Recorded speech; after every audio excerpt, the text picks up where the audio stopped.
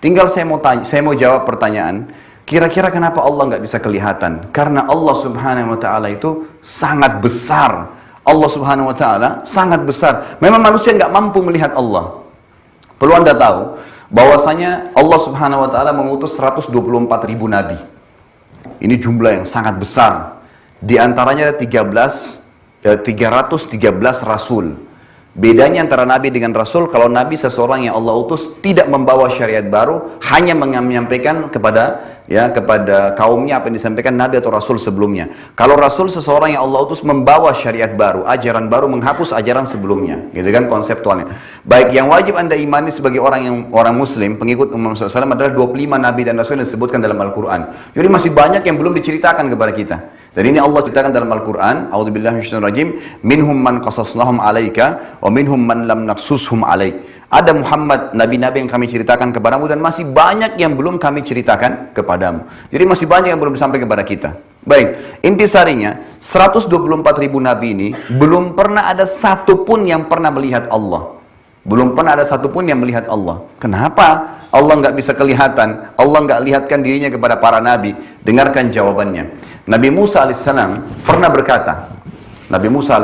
berkata, waktu dia pergi ke Tursina, ya, di situ diperintahkan oleh Allah datang untuk menerima kitab Taurat selama 40 hari, 40 malam. Al-Quran itu turun lengkap selama 23 tahun. 13 tahun di Mekah, 10 tahun di Madinah, baru lengkap 30 juz yang kita dapat sekarang. Kalau Taurat enggak, 40 hari lengkap semua turun. Syaratnya Nabi Musa pergi ke gunung Tursina, nunggu tiap hari turun 1 surah, 3 surah, 5 surah sampai lengkap. Hari ke-37 dari 40 hari itu Nabi Musa alaihissalam tiba-tiba bertanya begini. Jibril datang, nurunin surah, lalu dia mengatakan, wahai Jibril, sampaikan kepada Allah. Dia mengatakan dalam Al-Quran, Rabbi arini anzur ilaik. Wahai Tuhanku, izinkan aku melihat kepadamu. Nabi Musa penasaran, mau lihat Allah. Gitu kan? Lalu dijawab oleh Allah SWT. Allah nggak jawab langsung Musa. Melalui Jibril lagi turun, Jibril mengatakan lagi, katakan kepada Musa, lan tarani. Kata-kata lan, itu dalam bahasa Arab artinya tidak akan pernah. Kau tidak akan pernah mampu melihatku, hai Musa. Tapi Allah nggak mau kecewakan Musa. Sebagai manusia, ingin diajak dialog dengan akalnya. Kenapa Allah nggak bisa kelihatan gitu? Lalu dia mengatakan, walakin yanzur ilal jabal. Tapi coba kamu lihat, hai Musa, gunung-gunung yang sangat banyak dan kokoh, gunung batu di sekitarmu. Di sini perlu Anda tahu, kata ulama tafsir, sekitar Tursina itu ada puluhan gunung batu. Dan semuanya kokoh-kokoh gitu kan. Ya, kalau kita lihat di Mesir itu ada piramida yang satu batunya saja para ilmuwan mengatakan bisa sekian ton beratnya. Mereka masih bingung gimana dulu Fir'aun menyuruh orang-orang nyusun sampai seperti piramida sekarang gitu.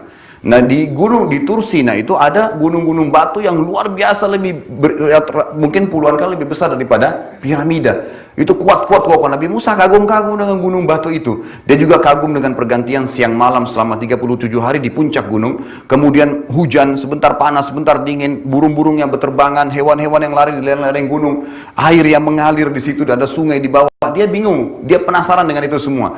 Lalu yang dia paling kagum gunung-gunung. Allah mengatakan, tapi coba lihat ke gunung-gunung itu. Fa in istaqarra makanahu fasawfa tarani. Kalau saya datang, kemudian gunung-gunung itu mampu menampung kedatanganku, maka kau akan bisa melihatku, hai Musa.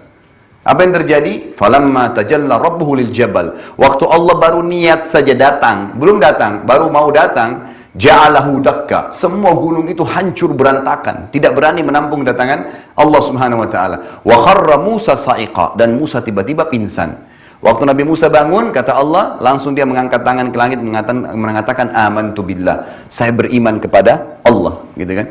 Jadi di sini Nabi Musa alaihissalam pun tidak melihat Allah SWT, tapi dia meyakini keberadaannya. Dia tahu tidak mungkin ini terjadi begitu saja. Tidak mungkin ada malam dan siang tanpa penciptanya. Tidak mungkin ada udara, air, batu dan segalanya tanpa ada penciptanya. Semua ini ada penciptanya. Dalam diri kita saja ada keajaiban penciptaan Allah Subhanahu wa taala.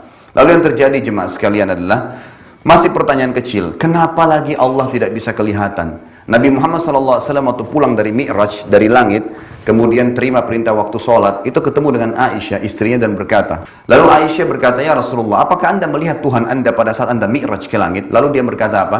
Nurun ala nur an na'arah. Kata Nabi SAW, Allah itu cahaya, di atas cahaya, sangat terang, sampai bagaimana, sampai saya tidak mampu untuk melihatnya. Allah nggak kelihatan oleh Nabi Muhammad SAW. Jadi tidak kelihatan juga Allah SWT oleh Nabi SAW. Tapi mereka mengimani keberadaannya. Karena memang tidak ada Tuhan selain Allah. Kita tarik lebih jelasnya lagi. Ada dua raja besar di muka bumi ini yang mengaku sebagai Tuhan dan mereka menguasai setengah dunia. Ada Namrud di zaman Nabi Ibrahim dan ada Fir'aun di zaman Nabi Musa. Yang Allah ceritakan dalam Al-Quran. Anda tahu Namrud ini orangnya tinggi besar. Setiap hari itu selalu gulat dengan 10 prajuritnya dan dikalahkan. Sangat kuat. Dan kerajaannya belum pernah dalam sejarah dicatat Namrud dan Fir'aun dikalahkan dalam peperangan. Tidak pernah. Selalu menang. Makanya dia ngaku sebagai Tuhan. Nabi Ibrahim datang mengatakan kepada Namrud, wahai Namrud, kamu hanya makhluk seperti saya, manusia biasa. Saya dan kamu punya Tuhan namanya Allah. Allah menghidupkan dan mematikan. Kata Namrud, hai Ibrahim, saya juga hidupkan dan mematikan. Mau bukti? Tangkap 2 orang masyarakatnya, satu dibunuh, satu dibiarin jalan. Kata Namrud apa? Lihat, saya hidupkan, saya matikan. Ini kebodohannya, karena menghidupkan itu dari sesuatu yang tidak ada menjadi ada, dari telur yang cair menjadi anak ayam, gitu kan? Dari sperma sama sel telur jadi manusia kayak kita, bisa lari-lari, bisa loncat-loncat. Nah itu menghidupkan, ya? Dari sesuatu biji dilempar di taman, tumbuh pohon pepaya, itu menghidupkan kan? Tidak ada. Ini cuma ditangkap, dibunuh, yang satu dibiarkan hidup. Dia bilang saya hidupkan, saya matikan. Lalu Nabi Ibrahim alaihissalam mengatakan kalimat yang akhirnya membuat Namrud nggak bisa ngomong. Apa yang dia bilang? Hai Namrud, Tuhanku dan Tuhanmu Allah setiap hari memindahkan matahari dari timur ke barat, setiap hari. Apa kamu bisa? Namrud nggak bisa ngomong. Mau bilang apa? Rambut aja yang tumbuh di kepalanya dia nggak bisa bilang dia yang tumbuhin, gitu kan? Bagaimana caranya dia mau mengatakan pindahin matahari? Nggak mungkin. Ini dalam diri dia saja gitu, dia nggak bisa apa-apa. Lalu Anda tahu apa yang terjadi? Allah hinakan Namrud, mati dengan seekor lalat. Udah tahu belum kisahnya itu? Ya. Seekor lalat yang membunuh Namrud loh, badannya besar. Setelah dia bakar Nabi Ibrahim tidak bisa terbakar, gitu kan? Karena kekuatan akidahnya. Waktu Nabi Ibrahim alaihissalam dilempar, jadi waktu dilempar, ya Nabi Ibrahim alaihissalam begitu mau tiba di api yang dibakar oleh Namrud, lalu Jibril alaihissalam datang. Jibril mengatakan, wahai Ibrahim, apa kau butuh bantuan saya? Apa kata Nabi Ibrahim alaihissalam? Perhatikan, Jibril yang datang ya. Dia mengatakan, wahai Jibril, kalau kepadamu saya nggak butuh, tapi kepada Allah saya butuh. Jibril ditolak bantuannya oleh Nabi Ibrahim alaihissalam. Maka Allah jadikan api itu dingin dan keselamatan bagi Ibrahim. Setelah itu Nabi Namrud Allah matikan dengan seekor lalat. Jadi ternyata setelah dia sombong, dia penasaran gimana lagi nih Ibrahim harus dibunuh, dibakar di api nggak mempan. Dia terus pikir untuk membunuh Ibrahim alaihissalam. Lalu Allah utus kepadanya seekor lalat saja yang hinggap di hidungnya. Dia usir, pergi, datang lagi. Usir, pergi, datang lagi. 3 hari mati gara-gara itu. Loh ini kisah nyata loh. Namrud mati gara-gara seekor lalat. Dia mau apain seekor lalat? Mau ditebas pakai pedang? Nggak bisa. Mau pakai prajuritnya ribuan orang? Nggak bisa. Allah hinakan, membunuh dia dengan seekor lalat, gitu loh. Itu luar biasanya. Fir'aun sombong mengaku sebagai Tuhan, lalu Allah tenggelamkan di lautan. Air yang dia bisa berenang, bisa dia minum, akhirnya tenggelam, nggak bisa buat apa-apa. Mati, Allah kekalkan jasadnya. Seperti itu keadaan mereka, orang-orang yang tidak beriman. Dengan jemaah sekalian, kenapa Allah nggak bisa kelihatan? Kalau Anda pernah dengar riwayat, Nabi Muhammad SAW waktu pulang dari Gua Hira, menerima pertama Iqra bismi rabbikal ladzi khalaq, itu selama 40 hari, 40 malam nggak bisa bangun dari ranjang. Gemetaran ketakutan. Tahu alasannya kenapa? Dengarkan hadis dalam riwayat Bukhari. Kata Nabi SAW, telah datang kepada saya Jibril dengan poster aslinya sebagai malaikat. Dimanapun saya melihat atau memandangkan pandangan saya ke timur, ke barat, ke utara, ke selatan, di langit, di sana saya temukan badan Jibril memenuhi langit. Dan Jibril dikaruniai oleh Allah 600 ekor sayap, yang kalau satu sayapnya dikebaskan bumi ini, maka akan hancur bumi ini. Itu Jibril alaihissalam. Nabi Muhammad SAW gemetar 40 hari berbulan karena melihat itu. Ketakutan luar biasa gitu. Itu baru Jibril alaihissalam. Ya, jadi manusia memang kata para ulama, kalau Allah perlihatkan malaikat mungkin bisa mati. Kalau manusia diperlihatkan iblis oleh Allah, mungkin manusia bisa mati melihatnya. Jadi ada hal-hal yang Allah sembunyikan dari pandangan manusia, karena berbahaya kalau mereka melihatnya. Tidak mampu, manusia terbatas. Ya, itu tidak tahu. Kita bahkan tidak tahu oksigen yang akan kita hirup ini yang mana berbakteri, yang mana tidak. Kita nggak pernah tahu itu. Jadi kan jadi manusia sangat terbatas. Jadi jelas sekali konsepnya, bahwasanya kita tidak bisa melihat Allah Subhanahu Wa Taala, ada alasannya. Lalu kita jawab, kenapa kira-kira ada alasan yang tidak bisa kelihatan? Kalau Anda sholat, Anda selalu mengatakan Allahu Akbar. Apa itu akbar? Itu dalam bahasa Arab namanya siga mubalaghah. Sesuatu yang melampaui batas. Orang Arab itu kalau melihat sesuatu, misalnya benda besar, dia mengatakan kabir. Tapi kalau di pandangan mata dia tidak ada lebih besar daripada itu, dia mengatakan akbar. Jadi kalau kita sedang menggunakan kalimat dalam sholat Allahu Akbar, kita sedang menggunakan dalam grammar bahasa Arab, ya dalam arti bahasa Arab bahwasanya saya mengakui Allah adalah zat yang maha besar, tidak lebih besar dari dia lagi. Apa alasannya? Baik, dengarkan hadisnya. Kata Nabi SAW, Allah menciptakan 7 lapis langit. Dalam surah Al-Mulk dikatakan, alladzi khalaqa sab'a samawatin tibaqa. Allah ciptakan 7 lapis langit tibaqa. 1, 2, 3, 4, 5, 6, 7. Kita bumi ini di bawah langit pertama gitu. Berikut semua bintang-bintang yang miliaran ini berada di bawah langit pertama. Makanya tadi di awal pertemuan saya katakan, ilmuwan pun mengatakan mustahil manusia bisa menjamah tangannya langit. Ya, mereka mengatakan miliaran bintang dan jaraknya sekian juta mil ini itu semua di bawah langit pertama gitu. Allah menciptakan 7 lapis langit dan bumi di bawahnya. Kata Nabi SAW, perumpamaan bumi kalian yang kalian tinggali dibandingkan dengan langit pertama di atas kepala kalian hanya seperti cincin dibuang di padang pasir. Jadi kalau dicabut cincin ini dilempar, nggak akan kelihatan. Kenapa? Padang pasirnya sangat luas. Makanya Anda berputar-putar dimanapun di muka bumi tidak pernah ada ujungnya langit. Ya. Kalau ada yang pernah lihat, sampaikan ya biar kita juga mau lihat gitu ya. Jadi nggak kelihatan, begitu terus. Kenapa? Karena sangat besar gitu. Kita aja dibanding dengan Jupiter atau matahari itu sudah sangat kecil seperti debu saja. Apalagi kalau mau dibandingkan dengan alam semesta. Lalu kata Nabi SAW, di atas langit pertama dan langit kedua, digabung antara langit pertama dengan bumi, besarnya hanya seperti cincin dibuang di padang pasir. Langit ketiga juga begitu, kedua, satu dan bumi digabung, tiga-tiganya hanya seperti cincin dibuang di padang pasir. Sampai langit ketujuh, langit ke-6, 5, 4, 3, 2, 1 dan bumi, tujuh-tujuhnya digabung, dibanding langit ketujuh hanya seperti cincin dibuang di padang pasir.